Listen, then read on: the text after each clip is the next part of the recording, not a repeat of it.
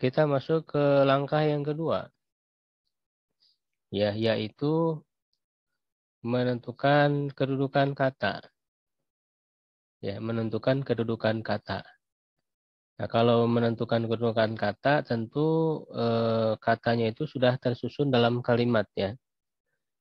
Tidak hanya satu kata, tapi sudah ada dalam kalimat ya, dalam jumlah. Nah, masing-masing kata di dalam kalimat ya, atau di dalam struktur kalimat itu pasti memiliki kedudukan, posisi. Ya, nah maka hilang langkah yang kedua. Apa yang harus kita lakukan dalam prakteknya? Ya, yang pertama adalah mengetahui terlebih dahulu apakah kata itu bisa berubah ataukah tidak akhirannya. Ya, karena dalam bahasa Arab kata itu ada yang akhirannya berubah-ubah, ada yang tidak. Nah, yang berubah-ubah itu disebut mu'rab. Ya, dan yang tetap tidak berubah-ubah itu mabni. Ya, nah jadi harus kita kuasai dulu. Nah, makanya di pertemuan ke-10 ini membahas mu'rab dan mabni. Ya. Nah, baru setelah itu nanti masih di langkah yang kedua, setelah mengetahui setiap kata apakah mu'rab atau mabni, ya lalu baru menentukan posisinya, kedudukannya gitu ya. Kalau isim apakah marfu, mansub, majrur ya. Lalu alasannya apa? Kan bisu tanya tuh Maha. Ya. Kalau apa namanya? Fi'il apakah marfu, mansub atau majrur. Ya, maka di situ kita harus menguasai kedudukan setiap kata ya. Gitu. Kalau fi'il lebih simpel ya, hanya satu alasan saja. Marfu, mansub, mazum. Kalau isim, nah ini yang banyak. Ya, marfu itu ada sekitar 7 ya alasannya. Mansub ada 12, majrur ada 3. Ya, nah kalau kita sudah menguasai itu ya kedudukan posisi-posisi itu, ya maka kita insya Allah sudah bisa baca Arab gundul ya. Tinggal yang terakhir itu menerjemahkan. Langkah yang ketiganya ya tinggal dilengkapi dengan memperkaya kosakata, lalu kemudian nanti juga ditambah dengan prinsip-prinsip ya terjemahan dan ada uslub-uslub khusus dalam bahasa Arab yang harus diketahui. Nah, sekarang kita membahas murab dan mabni. Ya, seperti yang saya sampaikan tadi, kata dalam bahasa Arab itu ada yang berubah akhirannya ya disebut murab, ada yang mabni tidak berubah.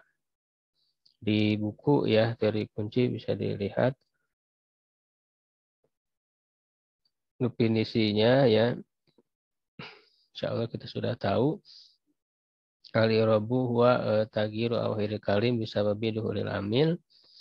Perubahan ya akhir kata disebabkan masuknya amil. Ya, sedangkan mabni atau albina ya itu luzum ya tetapnya akhiran kata dalam satu keadaan. Nah, dari pembagian kata itu isim, fi'il dan huruf. Nah, itu isim ada yang murab, ada yang mabni, fi'il ada murab mabni dan huruf semuanya mabni ya. Jadi kalau huruf itu tidak ada yang murab, tidak ada yang berubah ya. Jadi tetap semuanya. Berarti dalam Alfiah dikatakan wa kullu harfin mustahiqun lil bina. Huruf itu semuanya mabni. Nah, sekarang kita harus mempelajari apa saja isim yang murab, apa saja isim yang mabni dan apa saja fiil yang murab dan fiil yang mabni. Nah, ini harus kita kuasai.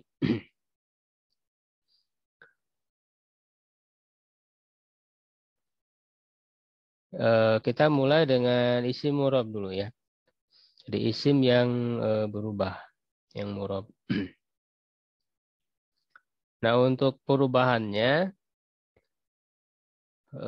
secara umum ya perubahan di dalam ilmu nahu itu Ya, terbagi kepada 4 ya perubahan kata itu. Yang berubah itu yang mu'rab, yaitu marfu, mansub dan majrur dan majzum. Ya. Nah, masing-masing dari perubahan itu punya tanda asli dan tanda pengganti. Ya, nah untuk tanda aslinya marfu itu domah, mansub fathah, majrur kasroh, majzum sukun. Ya. Nah, dari 4 itu dibagi kepada isim dan fiil ya masing-masing mendapat 3. Ya, untuk isim marfu mansub majrur tidak ada majzum ya untuk isim, dan untuk fiil marfu mansub majzum tidak ada majrur. Nah, kenapa isim-isim murab ini dibedakan ya? Ada 9 di sini. Karena memang punya kekhususan tersendiri ya dan juga punya tanda irob yang berbeda-beda sehingga dibedakan. Ya, di sini di tabel ini diringkas yang 9 itu yaitu mufrad, musanna ya, jamak mudzakkar salim, jamak muannas salim, jamak taksir, asmaul khamsah, maksur, manqus dan ismul